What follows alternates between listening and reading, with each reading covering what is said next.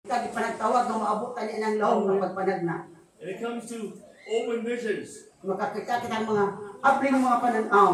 Hallelujah. I have seen things with my physical eyes. Maduna ko'y mga makita ng mga butang sa akong mata. As you are faithful with spiritual visions. Sa diyang ikaw magmatinud-anon, dunay mga espiritualong pananaw ni mo. The eyes of your heart. Ang mata sa imong kasing-kasing. That you see things. Makakita ang mga butang. That's why we can pray in the Holy Spirit. Kung kinahanglan mag-ampo kita diya sa balaang espiritu. Words bubble up. Karon kini nga mo bawas kini mo mga pulo. But also visions. Apan diya po sa mga pananaw. We are called to see. Nga kita gitawag na We're makakita. called to hear. Kita ang gitawag na makadungog. We are called to smell. Kita magagitawag na makasimot. And we are called to speak. Ini gitawag kita ron sa pagsunod. Hallelujah. Hallelujah! Hallelujah. There is prophetic ecstatic. Na ecstatic na papitik. This is the Holy Spirit coming upon your body. Maaaring ang balang espiritu mo abot sa imong lawas. And your body reacting to the presence of God. Kung ang imong lawas mo, muriat diya sa presensya sa Diyos. Then there's prophetic ecstasy. Na napoy pratikit nga, eksasyon sa kana. Which means falling in a trance. Mura ba ka o? Kana bang mura ka o gidala sa laing dapit sa imong pananaw? You don't work your way into a trance. Dili na inala nga, pariya nga, ikaw ato dito. Kapag gidala ka diya sa imong By pananaw. soaking in God's presence. Binaagi sa pag-mumod sa presensya sa Diyos. Muabot ka ni anak. Then there's prophetic raptures. Nga di ako yung papitik ka raptures. This is when the Holy Spirit comes upon you suddenly and takes you up. Kung mo po niya kining, mo po ang presensya sa Diyos, nga mura ka gibayaw sa kalangitan. Kind of like a trance. O mura po ka o gidala. Both in a trance and both in a rapture, you know what's going on around you. Kunya kanang mura ka gidala sa iyang dapit, kung mura ka gibayaw, nakabalo ka kung sanita mo nimo. And you are conscious. Kunya nakabalo ka. But you don't have no control of it. Apan di nimo mahunong, di ka makakontrola. When you first fall into them, Apan kinahanglan mo abot ka ni ana. you give them permission. Imo tagaan kung pagtubo. Hallelujah. Hallelujah! Hallelujah. Hallelujah! Hallelujah. Hallelujah! Then there is the path of Enoch. Nga kining dalan Enoch. Enoch is a sign. Si Enoch ay sa kailahanan. What the Christian will be like at the end. Muna nga mga Kristuhan mo sama kaniya. One thing I like about Enoch Sa kabutang akong ganahan may tungod ni Enoch, is that he walked with God. nga siya nagdakaw kauban sa Diyos. I want to walk with God. Gusto ko muna kauban sa Diyos. If you never walk with God, you can walk with God. Kung si Enoch nakadakaw kauban sa Diyos, ikaw usa makalakaw kauban sa Diyos. It is a lifestyle. Kinabuhi ka na, imo na ka ng kasagigin na It imo sa is imong a kinabuhi. journey Muna na imong journey, muna imong lakaw, of coming up hither nga magpaduol ikaw. and flowing in the supernatural Kunya maganunod ikaw sa supernatural. and flowing in the deep prophetic Kunya maganunod ikaw diya sa lalong ng pagpanagna. and coming into translations Kunya maabot ka diya sa paghubad. and teleportations Kung diya, bisan palagi teleporsi, kanang mo gidala ka sa laing dapit. and bilocation. Kunya dito sa mga lokasyon sa Biblia. Sabi na, oy, I have physically teleported. siya na kasinati na anak. Hallelujah. Kasinati siya anak. I've tried to teleport to the Philippines. It hasn't worked yet. Aka na bitawag mo ko anak yung ingon. Kana bang ni aka diri sa Pilipinas, pero gidala yung espiritu sa laing nasod. Kunya nga gipangandoy, nga dadon siya sa Dios sa Pilipinas, di sa kanang espiritu. Kuha pa daw nahitabo kay mo gasto pa sa plano para maabot sa Pilipinas. I've been in Pastor Chris's church. Ato siya sa among simbahan. So I may come there one of these Sundays unannounced. Ugma sa Domingo. Dito siya. That's why I keep my passport off me. Mo nang pirmi na dalaw niya passport. Hallelujah. Hallelujah. Amen. See, the Lord is restoring the revival life. Na ito nakita ang Diyos magpasiguli sa atong kinabuhi nga doon na gayon pagkapukaw. Amen. The revival life is unfolding in our life.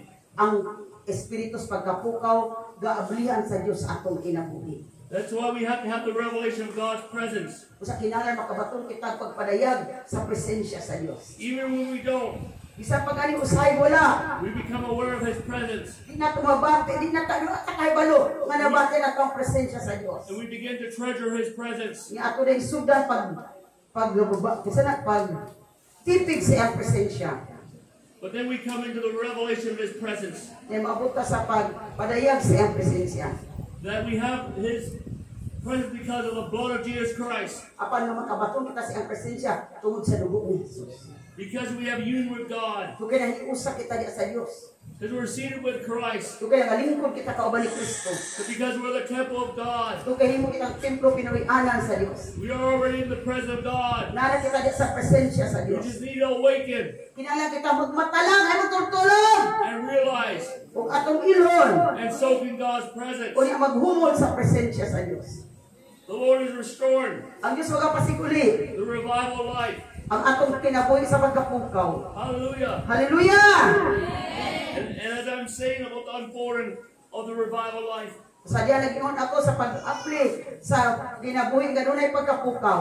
it starts with us just feeling God's presence. Unya kini magsugod diha gayon sa presensya sa Dios. Sa presensya sa Dios. Then we come into the revelation of God's presence. Unya din maabot kita nga sa pagpadayan sa presensya sa Dios. See, the Lord is restoring the revival life. Nan ang Dios magapasiguli sa kinabuhi sa pagkapukaw. The church was never to be without revival. Kinahanglan sultihan ta mo dapat tunta ang simbahan dili gyud mag kinabuhi nga walay pagkapukaw. We lack revival because the church became a religion of man instead of a priesthood of the believer. Sultihan ta mo ang simbahan mawala ang pagkapukaw kay ang simbahan nahimo na lang usa ka relihiyon. And now we're in the time of the restoration of the revival life. Kapanyata karon sa panahon ngay pasigulit sa Dios ang pagkapukaw sa aton mga kinabuhi. Amen. And that will unfold into soaking revival. Nya kana diya mo na pag-abli sa pagkapukaw nga kinabuhi. That we are to soak. Nga kinahanglan magpahumol kita. You do not take a dry sponge Ayaw nang kanang mala nga kuan nga kanang spas para sa plato. Ayaw nang mala. and clean your house. Kung imong hiluan imong balay sa mala nga katong kumbito nga itrapo. Or clean your car. Kung imong bakal sa kanan. Or you clean yourself. Nya, hindi ba ka makapanginlo? Mala. You soak that sponge. Kinahanglan basaon gyud aron mahinlo. Each of us are a sponge. Kita matapos sa kanat ispungat kita. That we need to soak in God's presence. Sa kinahanglan ta mahumol sa presensya sa Dios. So that we can touch the world. Aron kita makahikap sa kalibutan. And see, the Lord has called us Ina ang Dios nagtawag kanato. as we are soaking in revival Sadyang nagpahumol kita sa pagkapukaw. to become a partner in revival. Aron mahimo kitang kabahin sa pagkapukaw. Because we learn how to swim in revival. Oh, kung pinagkakapunta sa paglangoy diha sa pagkapukaw. Amen, amen. See, when revival comes, Nga kung abot ang pagkapukaw, it'll be at our ankle. naon mo na dito kung yung ganiha, tagakipin ko usahay. Then it'll be at our knees. Na diya sa tuhod, Then it'll be at our waist. na diya sa tuhawa. Then it'll be too deep and we have to swim. Na maulagi, lahong na kaayo, langoy na! That's what I'm trying to teach you. Muna akong itudlo sa inyo. Hallelujah. Hallelujah! Hallelujah. Hallelujah! To Pastor Christy. Si Kriste. It's going to be too drunk in God's presence. Mahupog na sa presensya sa Diyos. Amen. To throw you a life jacket as you drown. Nahubog na di kayo. That's why we gotta learn how to swim in the presence of God. Mao na kinala magkakung taon sa ang paglangoy just presensya sa Diyos. Amen. Unang paghubog ta karon.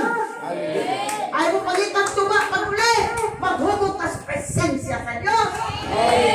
Then it unfolds the carpet time revival, Na naputong bilain na po na revival. which is the eternal weight of glory. Agoy mo di kato ang kabukaton sa himaya. Hallelujah. Hallelujah! A lot of people for the first 5 years will have carpet time revival. Kadaga mga tao nga pila ka tuigan unang panahon kanila masinati kato nga klase nga pagkapukaw. A lot of our Christianity is just dry Christianity.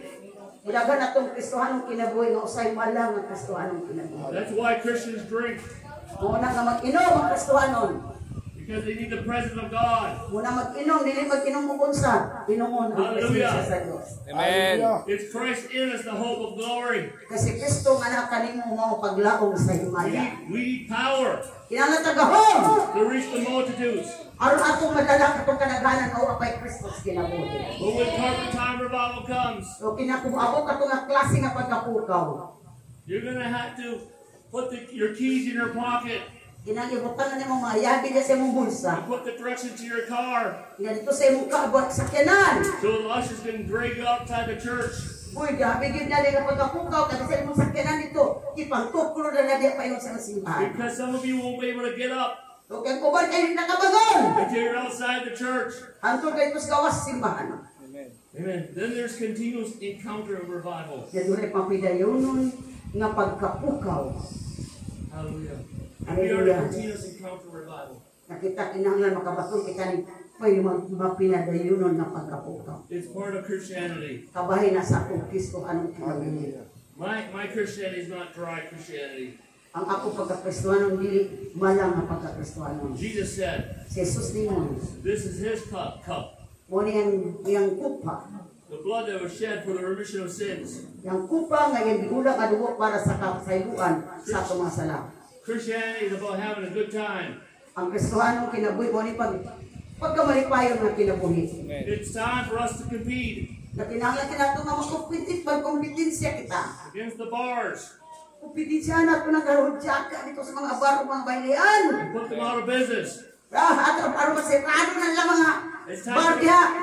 time for us to be bartenders. Ala, di na panahon ng karon kali ang bartender ka naman siktik tagay. To drink of the Holy Spirit. Dili tigtagay sa tuba o sa fighter, apan tigtagay sa balaang espiritu. Amen. Hallelujah. Takdan sila, aron mapuno sila sa balaang espiritu. Then there's the unfolding mini revivals. Kaya kini mag-abli og daghang pagpagapukaw. On my website, Dito sa website, nani sa website. my YouTube channel, Na po yung YouTube channel Elvis niya. Iverson, Natanawan niyo na sa YouTube. I Elvis Iverson. I talk about unfolding mini revivals. Nabisgot ito ang unfolding many revivals. I was just at his church on Sunday, Ito siya sa simbahan ni Pastor Pokwet Domingo. and that's what I talked about. Amo na yung giwali nito. I believe that God's going to bring great revival to the Philippines. Ako nagtuong ang Diyos magdalag akong pagkapukaw sa Pilipinas. Amen. I saw most of the Philippines won to Christ in a short period of time. Na kung nakita nga daga mga Pilipino mo doon ni Kristo sa humubog lang nga panahon. I saw most of the religions Wala ko nakita kadaganan ng mga reliyon and most of the churchianity o katong mga Kristohanong kapunungan and the religions in the church o mga reliyon sa simbahan. and many churches Dagang simbahan, just burned up with the fire of God. masunog sila sa presensya sa Diyos. Hallelujah. Iya mo baboy. And out of this fire Hallelujah. O kining mga kalayo, will emerge a holy apostolic church. o niya magpusa kini sa apostolic na simbahan. And I saw a missionary movement Kaya ako nakita nga din yung missionary movement coming out of the na Philippines, mugawas ikan sa Pilipinas. Hallelujah. going around the world many times. Oh, o niya mo suroy, di mo kalimutan. The Lord said to me Ang Diyos sa iyong kanako, to tell you na ako musultihan. that there'll be more missionaries going out from the Philippines than we send people overseas to work. Daghang mga tao, mga Pinoy nga mahimong misyonary sa laing nason kaysa unya manarbaho sa laing nason. Who wants to be a missionary? Isabay ko sa mga misyonary! Hallelujah! Hallelujah! Filipinos are the perfect missionary. Kaya ang mga Pilipino mo ay perfecto gyud ang ayan gyud mag-misyonary. You want something done right, call a Filipino. Dapat doon ay dili mahimo sa uban, tawag ang Pinoy. Hallelujah! Hallelujah! Praise God, hallelujah! Galay ko ng Diyos. Salay ka ng Diyos. May laki giting mga Pinoy. Hallelujah. Hallelujah! But there are many revivals coming. Apan doon ay daghan pang pagkapukaw ng mga buto.